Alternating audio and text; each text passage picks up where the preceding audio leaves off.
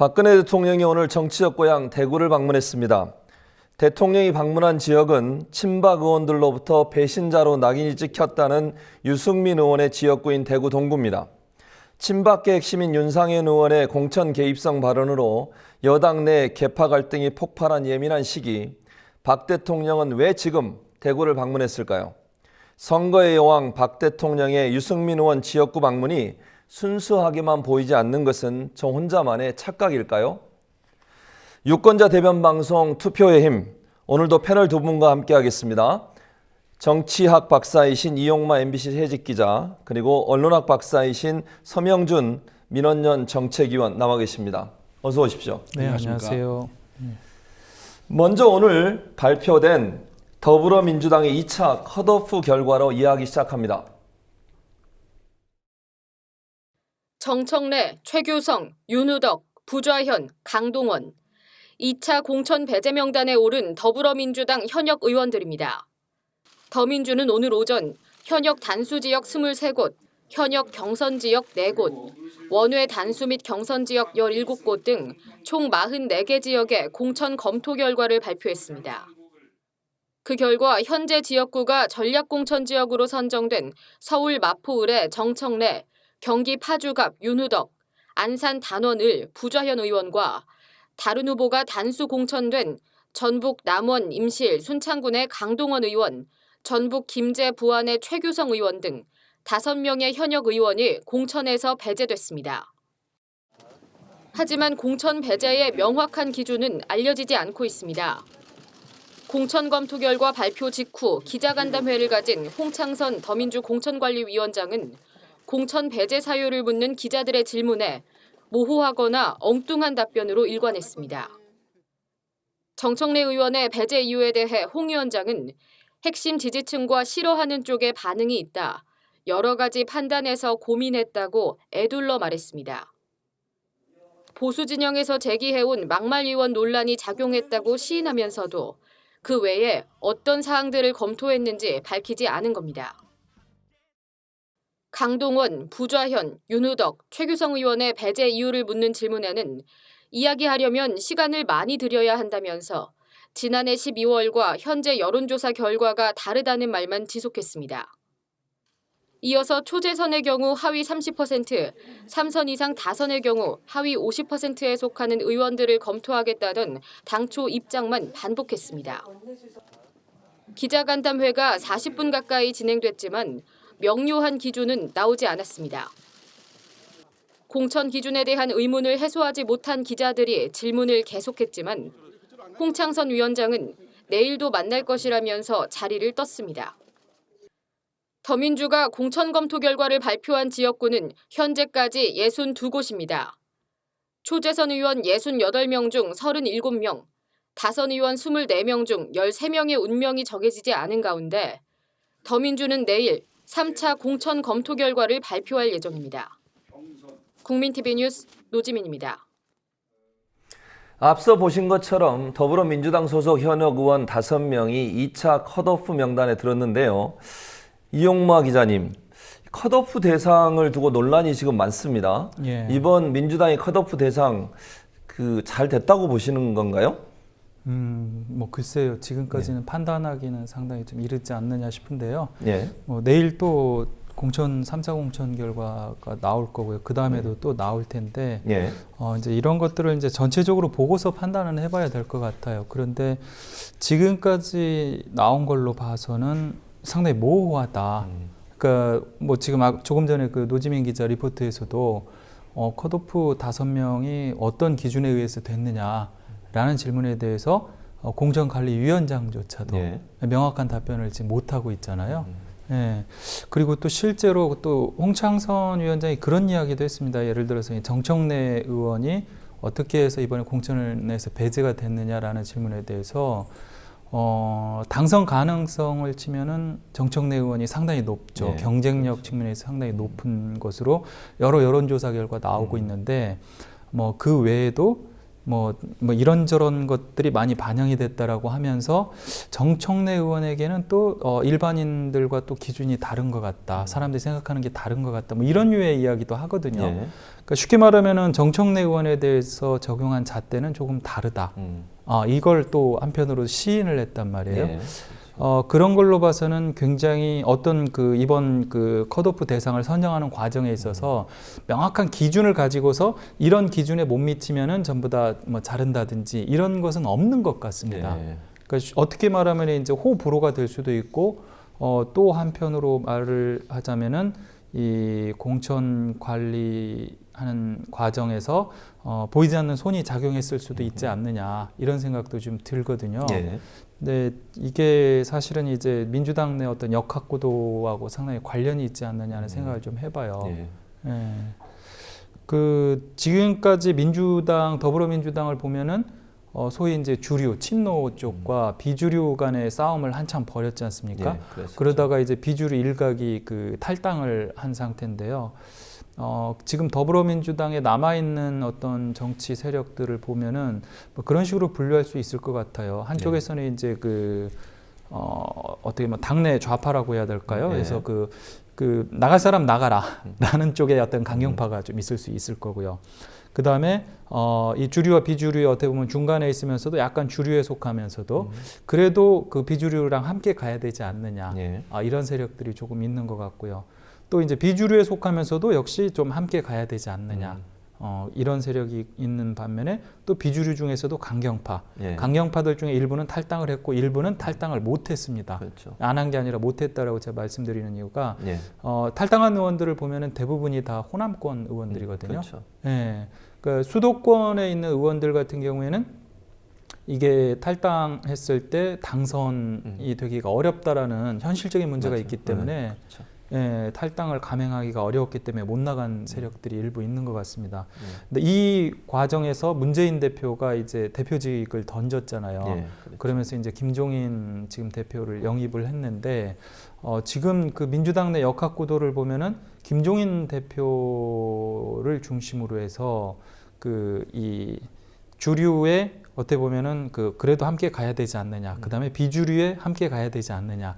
이 양세력이 함께 포진을 하고 있는 게 아닌가 싶은 생각이 들어요. 그러다 보니까 이제 김종인 대표 입장에서는 또 통합까지 또 제안을 해놓은 상태잖아요. 예, 그렇죠. 국민의당에다가. 예. 그러다 보니까 어느 정도 양쪽을 좀 아우르는 모양새를 보여야 되지 않겠느냐 이런 불가피성 같은 게 많이 작용한 게 아니냐라는 생각이 들어요. 예. 근데 이번에 탈당 컷오프된 사람들 4명인가요? 5명인가요? 다섯 이렇게 명이죠. 보면은요. 예. 사실 비주류에 소속된 의원들은 하나도 없습니다. 예. 그렇죠. 예. 예를 들어 정청래 의원 같은 경우에는 공갈 발언으로 예. 유명한 것처럼 사실상 이제 주승용 의원이라든지 지금 탈당한 네. 사람들에게 굉장히 강경하게 대응을 했던 사람이잖아요. 그렇기 네. 때문에 이제 주류 내에서 어떻게 보면 강경파로 분류될 수가 있고 나머지를 보면 어떻게 보면은 주류 내에서도 약간 온건파로 볼 수가 있거든요. 예. 윤우덕, 부좌현, 강동원, 최규성 예. 전부 다 어떻게 보면은 오히려 이게 주류하고 지금 더불어민주당 내 주류하고 좀 가까운 사람들이지만 다소 좀 온건한 예. 이런 사람들이기 때문에 어떻게 보면 지금 통합을 제안한 마당에 예. 비주류를 조금 만족시켜주는 이제 그런 카드를 던진 게 아닌가 이런 생각도 드는데 예. 근데 또 국민의당 반응은 또 정반대죠. 예. 그렇죠. 지금 현재. 그럼 서 박사님, 이게 2차 컷오프를 사실 앞두고서 민주당 내에서도 사실은 지금 이 기자님 지적하셨듯이 여러 가지 친노, 패권주의 이런 문제도 있었고 또 국민의당과 통합 관계에 있어서 분위기를 좀 더 좋게 만들기 위해서 친노를 완전히 배제시켜라 이런 분위기도 있었지만 또 한편으로는 사실은 새누리당이나 아니면 종편, 특히 TV조선 채널A에서 친노 숙청하라 이런 요구들을 계속 해왔어요. 그게 그러면 이번 더민주의 2차 컷오프에 그런 종편의 민주당 흔들기나 공격이 영향을 미쳤다고 볼 수 있을까요? 우선 지금까지 이 총선 관련된 이제 그런 언론, 특히 이제 종편, 죄송합니다. 종편을 보면은 그 친노 숙청에 대한 주문이 있었느냐 정도가 아니라 완전히 그것이 지금 하나의 프레임을 형성하고 있습니다. 그 친노 운동권 세력에 대한 완전한 어떤 그 집중적인 포화가 이루어지고 있는데, 뭐 간단히 예를 들면은 무슨 뭐 조선일보의 경우에는 더민주 현역 10명을 물갈이 했는데 예. 상습적 막말 의원은 왜 빠졌냐. 이게 이제 오늘 이제 화두가 되고 있는 그렇죠. 정청래 의원이 되겠죠. 실제로 그 내용을 보면은 정작 정청래 의원처럼 진짜 국민의 눈살을 찌푸리게 하는 언행을 일삼거나 운동권 체질에 찌든 인사들은 대부분 빠졌다. 뭐 이런 이제 내용이 들어 있습니다. 이것뿐만 아니라 이제 동아일보의 경우에도 그 김종인발 2차 물갈이 시동, 첫 대상은 호남 운동권 강기정, 이런 내용이 나와 있고요. 이런 신문뿐만 아니라 무엇보다도 이제 그 특히나 요즘 제가 보니까 TV조선의 그 시사 프로그램이죠. 시사 프로그램 시사탱크. 언급 안 할 수가 없는데요. 굉장히 심각합니다. 그 상태가. 그러니까 제목 이런 얘기를 하고 있어요. 숙청 작업을 하지 않으면 숙청 작업을 한다면 친노 명단을 써줄 수 있다. 이런 말을 하고 있고. 그렇죠. 완전히 그 친노에 대한 원색적인 비난. 그리고 비유들도 굉장히 부적절하고요. 언론이 보여줄 수 있는 그 희화화, 그 정치 혐오증, 이런 것들을 아주 극단적으로 보여주고 있는 재미난 것이 제가 찾아보니까 시사탱크 그 슬로건이 말입니다.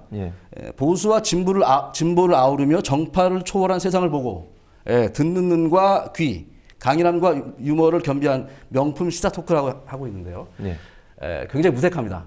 너무나 이 진행하시는 분 제가 성함을 언급하고 싶진 않지만 이것은 국가 전체적으로 정치 발전이란 정치 사회 발전이라는 차원에서 봤을 때 좌든 우든 이런 식의 막말, 이런 식의 저속한 그런 방송은 정말 더 이상 퇴출되어야 하는 것이 맞는 것이죠. 그래서 아까 질문하신 부분이 그 이제 2차 컷오프 결과와 이런 종편 또는 어떤 특정 메이저 신문사들의 그런 보도가 관련이 있느냐?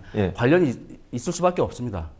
물론 이제 지금 김종인 대표께서 김종인 대표 공인이니까 그렇게 모르겠습니다. 김종인 대표께서 개인적인 차원으로 어떤 지금 일을 진행하고 있다고 보진 않지만 그럼에도 불구하고 이렇게 주요 언론들이 여론몰이 함으로써 반드시 정치권에는 그 어떤 간접적인 영향이 없을 수가 없습니다. 그래서 제가 봤을 때는 관련성이 아주 깊다라고 보여집니다.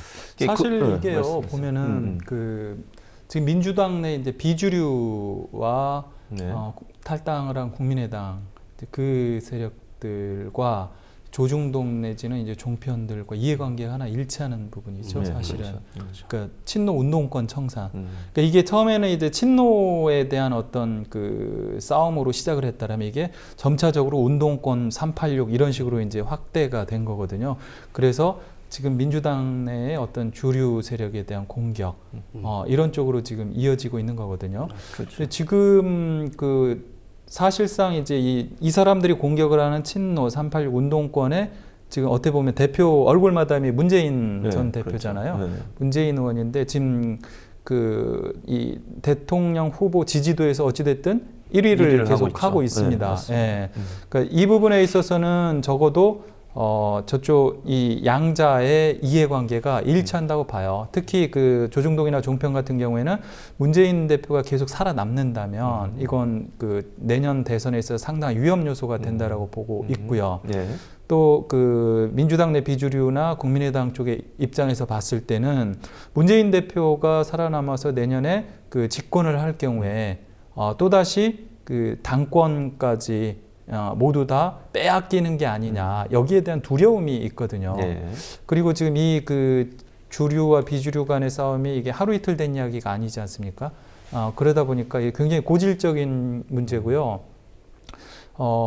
이 과정 속에서 사실은 정권까지 뺏기다 보니까 이 비주류가 이제 어떻게 보면은 명분을 얻은 거죠. 싸울 수 있는. 그러면서 정권을 2번 연속 뺏겼고 이제 이런 상황에서 비주류가 싸울 수 있는 그 명분을 얻었고 이런 식으로 가다가는 자기들 자리까지 위협할 수 있다. 라는 상황에서 이제 보다 더 적극적으로 지금 싸움에 나선 게 아닌가 그런 생각이 좀 듭니다. 이 5명 중에 특별히 이제 그 정청래 의원 관련해서 지지자들이 지금 민주당사에 모여서 나름대로 필리버스터를 하고 있는 것으로 지금 전해지고 있는데 뭐 이제 단도직입적으로 여쭤보면 정청래 의원을 컷오프하는 게 더불어민주당이 어떤 뭐 이익이 있는지 또 그게 정말 진보 진영에서 그렇게 하는 것이 이번 총선의 지근인데 반드시 필요한 요소인지 여쭤보고 싶고 두 번째는 이런 지지자들이 뭐 민주당사에 가서 이렇게 하는데 이게 과연 정청래 그러면 의원을 다시 컷오프해서 살려낼 수 있을지 어떻게 보십니까? 일단 두 번째 문제부터 말씀을 드리면요. 지지자들이 그 민주당사 앞에 몰려가서 시위를 하는 건 저는 뭐 굉장히 자연스러운 일이라고 봅니다. 그 지속적으로 그 전에 이제 여론조사를 한 것 결과들을 보면은요, 정청래 의원이 그 마포에서 자기 지역구에서 그 새누리당의 어떠한 후보와 대결을 해도 지금 상당히 이기는 것으로 나오거든요. 오죽하면은 그 뭐 자객 공천한다 이런 얘기들이 나왔잖아요. 그럴 때 정청래 의원이 또 그리고 또 이항구 의원이 뭐 그런 얘기했습니다. 아스팔트 뭐 데모하듯이 한 사람들 뭐 자기들이 표적 공천하겠다라고 또 얘기했고, 근데 그때 그 정청래 의원이 이제 큰 소리를 쳤던 것이 뭐 김무성이든 뭐 안철수든 다 나와라 뭐 그랬던 거 아니에요. 그만큼 그렇죠. 이제 큰 소리를 칠 수 있었던 배경이 일단 여론조사에서 상당한 우위를 점했다라는 거죠. 이제 바로 그런 게 배경이 됐는데 이번에 그 컷오프를 한 건 좋아요. 뭐 어느 당에서나 저는 컷오프 자체는 필요하다라고 봅니다. 그런데 컷오프를 하려면 명확한 기준을 가지고 설명할 수 있어야 되거든요. 지난번에 그 강기정 의원을 컷오프했을 때 그때는 분명히 설명을 했잖아요. 그랬죠. 여론조사를 해보니까 당신이 지금 많이 뒤지더라. 그렇기 때문에 아쉽지만은 좀 물러나줘야 되겠다라고 이야기를 했고 강기정 의원이 이걸 수용을 했단 말이에요. 그런데 이번의 경우에는 지금 설명을 못 하고 있습니다. 이건 심각한 문제가 있는 거죠. 공당으로서 그 자기 당 소속 의원을 컷오프 차기 공천에서 배제를 하면서 왜 배제를 하는지 명확하게 설명을 못 한다는 것은 그 지지자들 입장에서 볼 때는 어떻게 했어요? 너무 황당한 거 아니에요? 그럼 결국 그 국민의당과 그 한나라 새누리당에서 표적 공천하겠다, 자객 공천하겠다라고 하니까 뭐 스스로 먼저 자기 사람을 자른 거냐 이런 얘기가 안 나올 수가 없는 거 아니에요? 그렇기 때문에 이제 그 뭐 새누리당 같은 경우에 이번에 그 박태환 의원인가요? 그 친박 핵심이죠, 김태환 의원. 그 컷오프 되니까 자기 무소속으로 지금 출마하겠다라고 이야기를 하잖아요. 이런 식으로 어떻게 보면은 이제 현역들 같은 경우에 자기가 명확하게 수긍할 수 있는 그런 이유가 없다라면 저항을 할 수밖에 없는, 뭐 그건 당연하다라고 봐요. 왜냐하면 국회의원이라고 하는 게 저기 임시 직원이잖아요. 그렇죠. 비정규직이거든요. 4년짜리. 4년. 네, 맞습니다. 이번에 그 잘리고 나면 이제 가서 할 게 없습니다, 사실. 뭐 그렇기 때문에 그 강력한 저항을 하는 건 저는 뭐 자연스러운 거고, 그렇기 때문에 더욱더 명확한 근거와 이유를 제시하고서 컷오프를 해야 되지 않느냐, 이제 이런 생각을 하고요. 그 다음에 그러면 정청래 의원을 이렇게 자른 것이 과연 얼마나 영향을 미치겠느냐. 글쎄요, 저는 양쪽에서 모두 그 어떤 박수를 받을 수 있을까라는 점에 있어서는 좀 회의적입니다. 쉽게 말해서 일단은 그 민주당에 대한 열렬한 지지자들, 특히 그 정청래 의원 과 비슷한 성향의 그 지지자들의 경우에 정청래 의원을 컷오프함으로 인해서 사실은 그 지금 민주당에 대한 어떤 지지하고 싶은 열망, 투표장에 가고 싶은 의욕, 이런 것들을 많이 꺾는 효과가 있거든요. 그러면은 이걸 통해서 예를 들어 그 국민의당이라든지 그 당내 비주류들이 그래 잘했어라고 하면서 여기에 대해서 적극적으로 찬사를 보내느냐 하면 국민의당 반응을 보면은 눈 가리고 아웅이다 뭐 이런 시간이에요. 하나 뭐 적당히 끼워 넣은 게 아니냐, 이런 식의 반응을 보이고 있다는 거. 그리고 또 새누리당이 그러면 또 뭐 이렇게 해서 특별히 뭐 여당 잘한다라고 야당 잘한다라고 하겠죠. 새누리당으로서는. 왜냐하면 정청래 의원이 어떻게 보면은 야당 의원들 중에서 가장 앞장서서 그 여당과 어떻게 부딪히는 뭐 그런 역할들을 많이 해왔잖아요. 그렇기 때문에 새누리당 입장에서는 이제 상당히 껄끄러운, 피곤한 상대라는 말이죠. 그런데 야당이 스스로 제거를 해줬으니까 어떻게 보면 편한 거고. 이제 그런 점들에서 봤을 때 과연 그 정청래 의원을 이번에 잘라낸 것이 얼마나 그 플러스가 될 것이냐 이 부분에서는 저는 좀 회의적입니다. 예. 예. 악수다 이렇게 봐야겠네요. 바둑으로 보면 악수를 뒀다 이렇게 분석할 수도 있겠네요. 일단 어찌됐든 뭐 좋은 수는 별로 아닐 것 같습니다. 그럼 서 박사님, 네. 네. 그 지금 이 문제뿐만 아니라 이게 컷오프 대상이 발표된 다음에 SNS상에서 무슨 얘기가 지금 나오고 있냐면 박영선을 잘라라. 이게 나왔어요 지금. 박영선 의원도 컷오프 해야 된다. 이런 주장들이 나오고 있단 말이에요. 서명주 박사님은 어떻게 생각해요? 이런 SNS상에서의 의견들이 타당하다고 보세요? 어디 이유가 있다고 보십니까? SNS상의 의견들은 이제 각 정치 계파들, 정파들의 의견들이 이제 거기 실릴 수가 있는 것이죠. 예. 그리고 이제 그것이 어떤 SNS의 어떤 세력들이냐가 먼저 평가가 되어야 되고요, 정확히. 예. 지금 이런 상황에서 박영선 의원에 대한 컷오프가 또 제기된다고 했을 때는 상대적으로 보수적인 견해를 가진 그런 네티즌이랄까요? 네. 그런 유저들의 견해일 가능성이 아주 크죠. 예. 그런데 거기에다 또 한 가지 말씀드리고 싶은 것은 지금 이 사실 아까 선생님께서 말씀하신 그 부분에 대한 추가 말씀일 수도 있겠는데 재미난 것은 이 오늘 홍창선 위원장이 이제 컷오프 기준 말하지 않습니까? 예. 근데 이제 그 기준 중에 하나가 막말 논란이에요. 네. 재미난 것은 이 막말은 언론이 하고 있습니다. 네. 언론이 하고 있고 아마도 이 박영선 의원에 대한 그런 뭐 잘라라라는 그런 얘기도 언론들의 그런 막말 논란 속에서 유권자들 내지는 시청자들 또는 유저들이 어떤 경도된 이미 여론이 굉장히 좀 극단적으로 흐르는 그런 현상에서 나타난 것이 아닌가라는 생각이 듭니다. 네. 그럼 만약에 지금 이 기자님 예. 이게 박영선 의원에 대해서 SNS에서 이런 얘기가 나오는 게 진보 진영이나 예. 또는 진보적인 성향을 갖고 있는 사람들 이런 얘기를 할 수 있지 않을까요? 저는 그 측면에서 지금 나왔다라고 봐요. 네. 그러니까 박영선 의원 같은 경우에는 아까 제가 이제 그 민주당 지금 더민주당 내에 어떤 역학 관계, 세력 예. 관계를 말씀을 드렸잖아요. 한 예. 네 가지 정도로 분류를 했는데 네. 박영선 의원 같은 경우는 사실은 이 비주류 중에서 온건파 정도의 위치로 이렇게 분류를 해볼 수 있을 것 같거든요.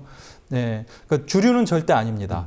주류는 절대 아니고 사실은 박영선 의원이 지난번에 안철수 의원이 탈당했을 때 자기도 탈당하려고 상당히 고민을 했었거든요. 그 정도로 이제 오히려 주류에 가까운 예. 이제 그런 분인데 최근에 그 필리버스터 중단을 네, 제시를 그랬었죠. 했고 또 이 한기총에서 주최를 한 기도회 가가지고 조창기도회. 예, 네. 조창기도회에서 그 소수자들의 인권을 폄훼하는 예, 그런 발언들을 했잖아요.